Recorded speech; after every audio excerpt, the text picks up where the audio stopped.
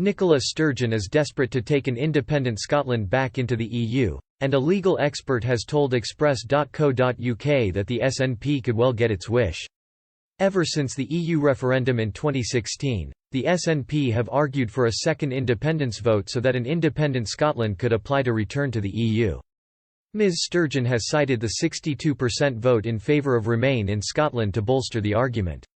While countries like Spain have shunned Scotland in the past, public law expert Professor Aileen McHarg highlights how it could be easy for an independent Scotland to rejoin now. She told Express, "Any barriers for Scotland in joining the EU are political rather than legal, because any candidate to join the EU has to abide by the terms set. It would be fairly easy to meet those terms because Scottish law is currently fully compliant with EU law. As time goes on there are likely to become greater divergences, but that would simply mean at the time Scotland wanted to join the EU we'd have to change stuff then." As Professor McHarg highlights, Ms Sturgeon is trying to guarantee Scotland remains aligned with EU law.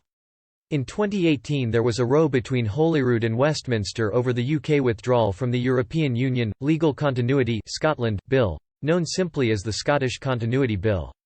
The bill aimed to empower Scottish ministers to make amendments that would enable Scottish law to be aligned with EU law after the end of the Brexit transition period. However, while the case was in the Supreme Court, the EU Withdrawal Act was enacted, drastically changing Holyrood's legislative powers, and scuppering their plans. In June, a second continuity bill was introduced at Holyrood by Scottish ministers as they continue to fight the issue.